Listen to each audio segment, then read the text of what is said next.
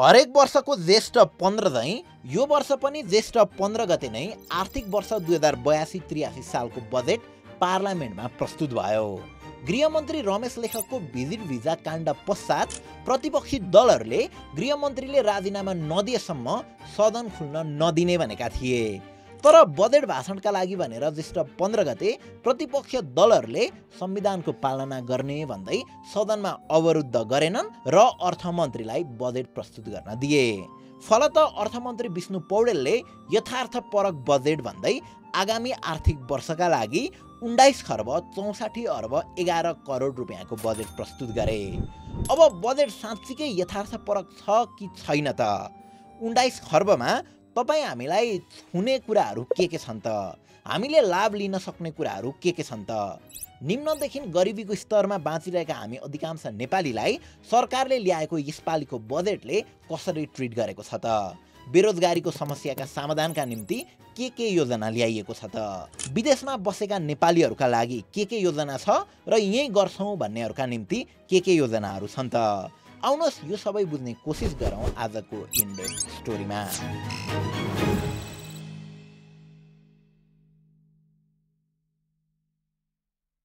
Video सुरु गर्नुभन्दा अगाडि यही जुन 5 मा अल्टिमा लाइफस्टाइलले काठमाडौँ स्थित नयाँ बानेश्वरमा आफ्नो 3rd अफिसियल शोरूमको ओपनिङ सेरेमनीलाई मध्यनजर गर्दै अल्टिमाको मच अवेटेड म्याग्नम सिरिजको म्याग्नम E700 लन्च गर्दैछ। 36.3mm ट्राइएमुलेट display, 1000 nits peak brightness, Bluetooth 5.3 connectivity सहित IP68 water and dust resistance लगायतका कुल फिचर्स भएको यो प्रिमियम स्मार्ट वाच नजिकैको अल्टिमा स्टोर, दराज, खल्ती, हुकुट, नियो वा अल्टिमाको अफिसियल साइट ultima.com.np बाट अर्डर गर्न सक्नुहुन्छ। 7,999 पर्ने यो स्मार्ट वाच यदि तपाईहरुले सोही दिन यानि कि जुन 5 मा नयाँ बानेश्वर स्थित अल्टिमा लाइफस्टाइलको शोरूम गएर किन्नु भयो भने मात्र 4,999 मा फ्री मेटालिक स्टेनलेस स्ट्र्याप सहित पाउन सक्नुहुन्छ। यसका साथै जुन 5 देखि जुन 12 सम्म हरेक 5,999 भन्दा माथिको खरिदमा 2499 पर्ने अल्टिमा एटम 192 इयरबड्स, 7999 भन्दा माथिको खरिदमा 3499 पर्ने अल्टिमा मार्बल स्पिकर र 11,999 भन्दा माथिको खरिदमा 5,999 पर्ने अल्टिमा सर्कल 2.0 स्मार्ट वाच सित्तैमा पाउन सक्नुहुन्छ। सो थप अफर्सका लागि अल्टिमाको 3 वटै आउटलेट भिजिट गर्न नछुटाउनु होला। Okay, let's start the video. सुरुमा त सरकारले ल्याएको 19 खर्ब 64 अर्ब 11 करोडको बजेटको सोर्सेसहरू के हो त त्यो हेरिहालौँ। 19 खर्ब मध्येको 13 खर्ब 15 अर्ब रुपियाँ सरकारले राजस्व सङ्कलन मार्फत जम्मा गर्ने लक्ष्य लिएको छ। तपाईँ हामीले तिर्ने कर, भन्सार अनि फाइन लगायतका कुराहरूबाट यो रकम उठाउने भनिएको छ। त्यस्तै 53 अर्ब 45 करोड रुपियाँ वैदेशिक अनुदान यानि कि फरेन एड मार्फत ल्याउने योजना छ। अब युएस एड लगायत धेरै वैदेशिक अनुदानहरू रोकिएको बेलामा कसले अनुदान दिन्छ भन्ने कुरामा सरकार अझै क्लियर छैन र राजस्व पनि सरकारले भने जति उठ्न सक्ने आधारहरू छैनन्। अब एकैछिनलाई मानिदिउँ कि सरकारले भने जति राजस्व पनि सङ्कलन गर्न सक्यो रे अनि भने जति अनुदान पनि पायो रे। यदि त्यसो भयो भने पनि 19 खर्बको बजेट ल्याउन हामीलाई अझै 5 खर्ब 95 अर्ब 66 करोड रुपियाँ पुग्दैन र यो रकमका निम्ति ऋण लिनै पर्ने हुन्छ। त्यसका निम्ति सरकारले 2 खर्ब 33 अर्ब 66 करोड वैदेशिक ऋण लिने र 3 खर्ब 62 अर्ब आन्तरिक ऋण लिने लक्ष्य राखेको छ। आन्तरिक ऋणबाट यति धेरै रकम उठाउन खोजिएको यो पहिलो पटक हो। इन्टरनल लोन इकोनोमीका निम्ति अलिक खराब नै हुन्छ भनेर इकोनोमिस्टहरूले भन्ने गरेका छन्। यसले गर्दा बजार र ब्याङ्किङ क्षेत्रको पैसा तानिन गई इन्भेस्टमेन्ट गर्ने रकम त एब्जर्भ गर्छ नै, त्यसमाथि धेरै इन्ट्रेस्ट रेट हुने यस्ता खाले ऋणले सरकारको लोन र ब्याजको भार अझै बढाउँदै लैजान सक्छ। अब हुन त सुरुमा ठुलो बजेट ल्याउने र पछि त्यसलाई घटाउँदै लाने नेपालमा पुरानै चलन छ। गत आर्थिक वर्षमा पनि 18 खर्ब 60 अर्ब 30 करोडको बजेट ल्याइएको थियो, तर राजस्व सङ्कलन गर्न नसकेकाले अनि खर्च पनि गर्न नसकेकै कारण बजेटको आकारलाई पछि 1.25 खर्बले घटाइएको थियो। अब यो त भयो पैसा कहाँबाट आउँदैछ भन्ने कुरा। अब बजेट केमा खर्च हुन्छ त्यो पनि हेरिहालौँ है त। टोटल बजेट मध्येको 11 खर्ब 80 अर्ब 98 करोड यानि कि लगभग 60% पैसा चालु खर्च अथवा डेली अपरेसन्समा जानेछ। यानि कि वृद्ध भत्ता लगायतका भत्ताहरू बाँड्न, कर्मचारीहरूको तलब बाँड्न, नेताहरूलाई पाल्न, ती तीनवटा तहको सरकार चलाउन, चिया खाजा खान, पेट्रोल हाल्न लगायतका डेली अपरेसन्समा कुल बजेटको 60% खर्च हुनेछ। अब एक्चुअल विकासमै भने कुल बजेटको 20% मात्र जानेछ। यानि कि बाटोघाटो, भ्यू टावर लगायतका इन्फ्रास्ट्रक्चर्स बनाउन भने मात्र 4 खर्ब 7 अर्ब 87 करोड रुपियाँ छुट्याइएको छ। अनि बाँकी रहेको 20% चाहिँ वित्तीय व्यवस्था अथवा ऋण तिर्न, ऋणको ब्याजहरू तिर्नका निम्ति छुट्याइएको छ। अब तपाईलाई यो सुन्दै गर्दा यो सरकारले डेभलपमेन्ट सेक्टरमा कति कम बजेट अनि डेली अपरेसन्समा कति धेरै बजेट छुट्याएको भन्ने लाग्ला। यो सधैँ नै यस्तै हुने कुरा हो। हामीसँग विकास गर्नका निम्ति सधैँ 18-20% मात्र बजेट हुन्छ। सबै बजेट डेली अपरेसन्समै जान्छ, संघीयता पाल्न खर्च हुन्छ। इनफ्याक्ट यो पालि त सरकारले आफ्नो अपरेसनल कस्ट लास्ट इयरको भन्दा पनि अलिकति भए पनि घटाएको छ र डेभलपमेन्ट बजेट थोरैले बढाएको छ। धेरै लामो समयदेखि चल्दै आएको यो वृद्ध भत्ताको राजनीतिमा यो पालि भने अलिक कडाई गरिएको छ। लास्ट इयर हामीले वृद्ध भत्ता किन हाम्रो इकोनोमीका निम्ति डेन्जर छ भनेर एउटा भिडियो बनाएका थियौँ। सरकार फेरि यससँगै क्रेडिट लिन सबैले वृद्ध भत्ता बढाइदिने अथवा वृद्ध भत्ता पाउने उमेर घटाइदिने प्रवृत्ति थियो। तर यो पटक सरकारले ठिक्क उल्टो गरिदिएको छ। वृद्ध भत्ता पाउने उमेर घटाउने होइन, बढाइएको छ। 68 वर्षबाट फेरि 70 वर्ष नै पुर्याइएको छ। यसले सरकारको बोझ अलिकति भए पनि कम हुन्छ। सो यसरी सानो सानो कर्नर कटिङ गरेर यो बजेटबाट सरकारले आफ्नो अपरेसनल कस्ट अलिकति भए पनि घटाउन खोजेको छ। अब यो बजेटको पैसा केबाट आउँछ र केमा खर्च हुन्छ भन्ने कुरा सरसर्ती बुझे पछाडि अब यो बजेटका केही हाइलाइट्सहरूलाई पनि हेरौँ र त्यसलाई एनालाइसिस गर्ने कोसिस गरौँ है त। सुरुमा त अहिले एकदमै चर्चा भइरहेको विषयबाट सुरु गरौँ। आउने 82-83 सालको फिस्कल इयरबाट mobile banking, internet banking, PhonePe जस्ता प्लेटफर्मद्वारा गरिने डिजिटल पेमेन्ट्सहरूमा लाग्ने गरेको भ्याट हटाइने भएको छ। तर अगेन यो कुरामा धेरै नै कन्फ्युजन भएको जस्तो देखिन्छ। यसअगाडि मोबाइल ब्याङ्किङ या क्युआर मार्फत अर्कै ब्याङ्कमा पैसा हाल्दा हरेक चोटिको ट्रान्जेक्सनमा एक्स्ट्रा 11 रुपियाँ 3 पैसा काटिने गर्थ्यो। यो रकम मध्येको 10 रुपियाँ क्युआर सर्भिस प्रोभाइडर र ट्रान्जेक्सन भएका दुईटा ब्याङ्कहरू बीच बाँडिन्थ्यो भने बाँकी 1 रुपियाँ 3 पैसा चाहिँ सरकारले भ्याट लग्थ्यो। यानि कि 10 रुपियाँमा 13% भ्याट लाग्थ्यो। अब यदि त्यो रकम 10 रुपियाँ छैन र चाहिँ कनेक्ट आइपिएसको केसमा अर्कै रुपियाँ छ भने त्यसमै पनि 13% भ्याट लाग्थ्यो। तर अब आउने आर्थिक वर्षबाट यही भ्याट चाहिँ नलाग्ने भनिएको हो। 11 रुपियाँ 3 पैसा लाग्थ्यो भने हो त्यो पुरै 11 रुपियाँ 3 पैसा नलाग्ने भनेको होइन, भ्याट बराबरको 1 रुपियाँ 3 पैसा चाहिँ नलाग्ने भनेको। बाँकी 10 रुपियाँ त तिर्न पर्छ। अब यसमा थप कन्फ्युजन केही पनि छैन होला। तर सरकारले चाहिँ यसलाई यसरी प्रचार प्रसार गरिरहेको छ कि मानव सबै पैसा नै हटाइएको जसरी भ्याट मात्रै हटाइएको हो, 1 रुपियाँ 3 पैसा मात्रै कटाइएको हो। त्यसै गरी मैले अस्तिको भिजिट भिजा स्क्यामको भिडियोमा मेरो साथी सरोजको कुरा गरेको थिएँ। उसको नेपालमा आइटी कम्पनी छ, बाहिरको क्लाइन्टहरूको काम गर्छ अनि युएई भिजिट भिजामा गएको थियो भनेको थिएँ नि।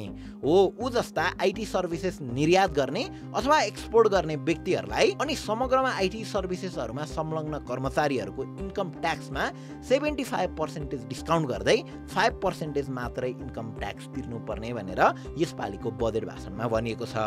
थप भ्याट, इन्कम ट्याक्स अनि एक्साइज ड्युटिजहरूको कानुन संशोधन पनि हुने भनिएको छ। त्यसै गरी यसपालिको बजेटले नेपाली इन्भेस्टरहरूलाई विदेशमा लगानी गर्न पाउने प्रावधान पनि दिएको छ। यदि तपाईँको कम्पनीले बाहिरी देशबाट नेपालमा पैसा भित्र्याउँछ भने तपाईँले त्यो इन्कम बराबरको 25% बाहिरै लगानी गर्न पाउने गरी प्रावधान ल्याइँदैछ। त्यस्तै स्टार्टअपलाई प्रोत्साहन गर्ने गरी एन्टरप्रेन्योरहरूलाई 2 लाखदेखि 20 लाखसम्म ऋण दिने भनिएको छ। अनि यो ऋणको ब्याज दर जम्मा 3% मात्र हुने पनि भनिएको छ। सुन्दा एकदमै राम्रो सुनिने यो योजना अन्तर्गत यो ऋण लिन कसले पाउँछन्, क्राइटेरियाहरू के छ भन्ने कुरा अझै पनि तोकिएको छैन। यसअगाडि पनि सर्टिफिकेट धितो राखेर 25 लाखसम्म ऋण लिन पाउने योजनाहरू बजेटमै आउने गर्थे। तर हरेक पटक यसको कार्यान्वयनमै चुनौती देखिन्थ्यो। यस्ता योजनाहरूमा पार्टीकै कार्यकर्ताहरूले मात्र लाभ लिने गरेको आरोप लाग्ने गर्थ्यो। अब आशा गरौँ यो पटक त्यस्तो नहोस्। त्यस्तै जेनजी पुस्ताहरूकै लागि भनेर इन्क्युबेसन सेन्टरहरू खोल्ने र ट्रेनिङहरूको व्यवस्था गर्ने भनिएको छ। यो कार्यक्रम पनि कतिको प्रभावकारी ढङ्गले कार्यान्वयन हुन्छ त्यो त समयले नै देखाउनेछ। अब कुरा गरौँ एजुकेसन सेक्टरको। यो पालिको बजेटले सबैभन्दा ठुलो रकम नै एजुकेसनमा छुट्याएको छ, 2 खर्ब 11 अर्ब रुपियाँ। यही पैसाबाट एक जिल्ला एक स्कुलको नारासहित राम्रो शैक्षिक नतिजा ल्याउने 100वटा कम्युनिटी स्कुलहरूलाई 25 लाखको दरले अनुदान दिने भनिएको छ।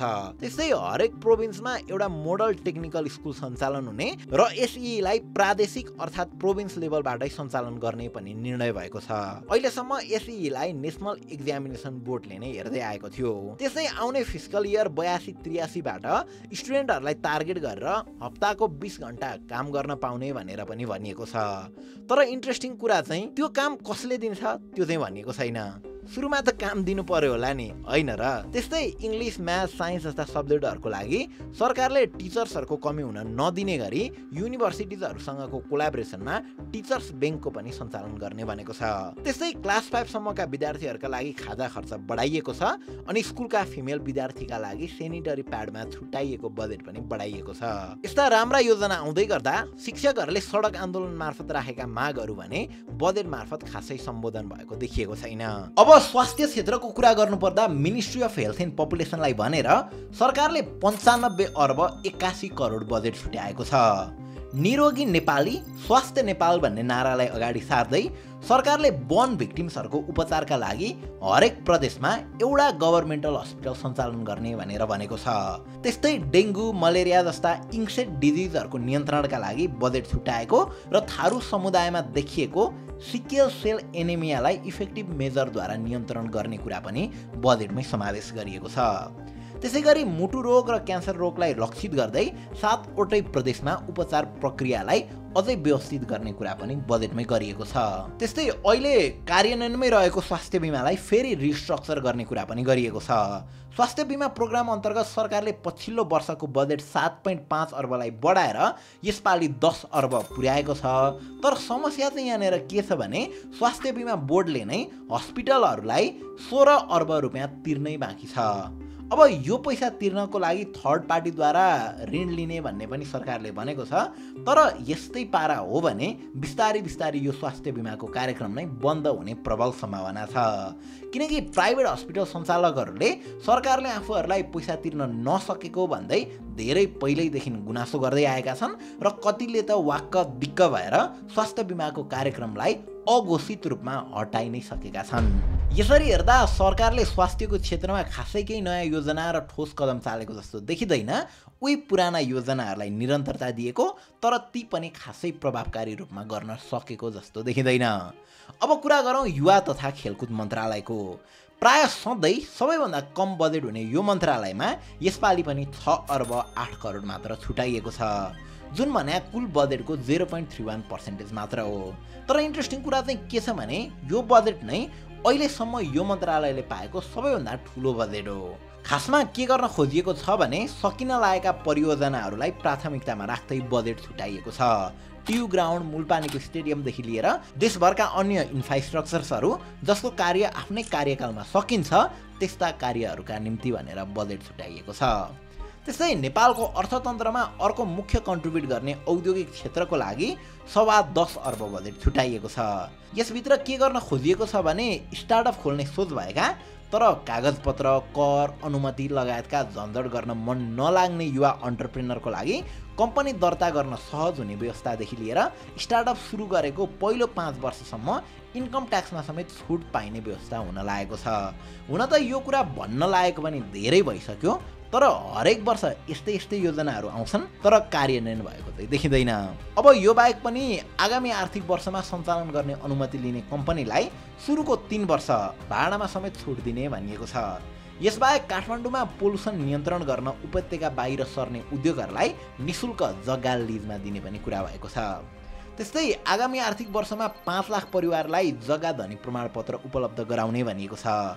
अगेन यसमा पनि शङ्का गर्ने ठाउँहरू छन्, किनकि यस्ता योजनाहरू कार्यान्वयन नहुने त होइन, कार्यान्वयन त हुन्छन् तर अन्तिममा सुविधा पाउने भनेको चाहिँ सरकारकै आसेपासे मात्रै हुन्, आफ्नै पार्टीका भोटरहरूले मात्रै हुन्। रियल पीडितहरूसम्म यस्ता योजना खासै पुग्दैनन्। अब सहकारी पीडितहरूको कुरा गर्नुपर्दा सरकारले सहकारीमा पनि 5 लाखसम्मको बचत सुरक्षित गरिदिने भएको छ। पहिला यो सुरक्षा ब्याङ्कहरूमा मात्र गरिएको थियो। ब्याङ्कमा तपाईँले कुनै पनि ब्याङ्कमा पैसा जम्मा गर्नुभयो भने र त्यो ब्याङ्क डुबिहाल्यो भने 5 लाखसम्म चाहिँ सरकारले तपाईँलाई पैसा फिर्ता गरिदिन्थ्यो। अब त्यही कुरा सहकारीमा पनि यो आर्थिक वर्षबाट सुरु गर्न खोजिँदैछ। झट्ट सुन्दा राम्रो देखिने यो योजना कतिको कार्यान्वयन हुन्छ त्यो त हेर्नै बाँकी छ। त्यस्तै सहकारीकै रकम अपचलन गर्ने, सहकारी ठग्नेहरूको सम्पत्ति लिलामी गर्ने पनि भनिएको छ। अब यो कार्यान्वयन हुन्छ कि हुँदैन अथवा भइहाले पनि सरकारले कोही एकजना माथि मात्र प्रतिशोध राख्ने गरी यसको कार्यान्वयन गर्छ या सबैलाई समान रूपमा कारबाही गर्छ त्यो त समयले नै देखाउनेछ। जे होस् सहकारीको क्षेत्रमा यी दुई नयाँ पहलहरू भने भएका छन्। अब यो पालिको बजेटमा देखिएको अर्को इन्ट्रेस्टिङ कुरा चाहिँ इभीसँग सम्बन्धित छ। बजेट पछाडि विद्युतीय गाडीहरूमा कर बढ्ने भनेर एकखाले हल्ला फैलाइएको थियो। त्यही भएर इभी व्यवसायीहरूले हतारमा बजेट भाषण अगाडि नै विद्युतीय सवारीहरूलाई बोर्डर कटाइसकेका थिए। चोबारको सुक्खा बन्दरगृहभित्र त यसरी हजारौंको सङ्ख्यामा विद्युतीय सवारी साधनको भिड देखिन्थ्यो। तर अन्त्यमा बजेट भाषणमा अर्थमन्त्री विष्णु पौडेलले विद्युतीय सवारी साधनमा लाग्दै आएको सबै प्रकारको करलाई यथावत राख्ने भनेर सुनाउँछन्। उनले त्यसो भन्दै गर्दा संसद भवनमा एकखाले हाँसोको माहौल नै सिर्जना भएको थियो। त्यस्ता सवारी साधनमा लगाइएको सबै प्रकारका कर तथा महसुललाई यथावत राखेको छ। करको दायरा विस्तार तथा आरक्षण आधार संरक्षण। अब यो बाहेक पनि ग्रिन हाइड्रोजन ऊर्जा उत्पादनलाई 5 वर्षसम्म आयकर छुट गर्ने निर्णय गरिएको छ अनि विद्युतीय चुरोड वा वेपमा प्रति गोटा 30 रुपियाँ स्वास्थ्य जोखिम कर सङ्कलन गर्ने भनिएको छ। त्यस्तै त्रिभुवन इन्टरनेसनल एयरपोर्टलाई नेपाली कला र आर्किटेक्चर झल्काउने गरी रिडिजाइन गरी बुटिक विमानस्थल बनाउन 4 अर्ब 15 करोड छुटाइएको छ। त्यस्तै सरकारले आगामी आर्थिक वर्षमा नेपाल टेलिकमको 30% सेयरलाई पब्लिक बनाउने पनि निर्णय गरेको छ। हाल एनटिसीको 8.47% सेयर मात्र पब्लिक छ। अब यी विभिन्न परियोजना र नयाँ नीतिहरू परिचालन गरी सरकारले आगामी आर्थिक वर्षमा आर्थिक वृद्धि दरलाई 6% पुर्याउने र महँगाइलाई 5.5% मै कन्ट्रोल राख्ने टार्गेट सेट गरेको छ। तर विगतमा हेर्ने हो भने हरेक वर्षको बजेटको करिब 60 देखि 70% रकम मात्र खर्च हुन्छ। यो आर्थिक वर्षमा पनि 6 महिनामा जम्मा 17% रकम मात्र खर्च गर्न सकिएको थियो। यसरी सधैँ वर्षको उत्तरार्धतिर पुगे पछाडि मात्र बल्ल स्थानीय सरकार तातिन थाल्ने पुरानै चलन रहँदै आएको छ। अहिले जस्तै अघिल्लो आर्थिक वर्षमा पनि सरकारले 6% को आर्थिक वृद्धि दरको लक्ष्य राखेको थियो, जसमा सेन्ट्रल ब्युरो अफ स्ट्याटिस्टिक्सका अनुसार वास्तविक वृद्धि दर लगभग 5.81% मात्र हुन सकेको थियो। यसरी हेर्दा नेपालमा प्राय सबै प्रोजेक्ट्सहरू सुरुमा आउँदा मात्र आकर्षक र प्रभावशाली देखिन्छन्, तर त्यसको उचित कार्यान्वयन र पर्याप्त मोनिटरिङ नहुने भएकाले प्राय प्रोजेक्टहरू बीचमै अड्किने, असफल हुने वा प्रारम्भिक उद्देश्य प्राप्त नगरी समाप्त हुने खाले हुन्छन्। अब यो पालिको बजेट चाहिँ अलिकति हेर्दा प्रोग्रेसिभ छ, यो कुरा मान्नै पर्छ र केही हदसम्म युवाहरूका लागि पनि योजनाहरू समावेश गरेको देखिन्छ। तर कतिको कार्यान्वयन हुन्छ त्यो चाहिँ हेर्नै बाँकी छ। र मुख्य कुरा भने चाहिँ यो बजेटले आफ्ना पार्टीका कार्यकर्ता र यस्ता झोलेहरू बाहेक अरू कक्कललाई छुन्छ कि छुँदैन त्यो हेर्न सबैभन्दा बढी आवश्यक छ। दरबार हत्याकाण्ड भएको 24 वर्ष भएछ। हाम्रो दरबार हत्याकाण्डको यो भिडियो रिवाज गर्न सक्नुहुन्छ। हस्त, थ्याङ्क यू फर वाचिङ।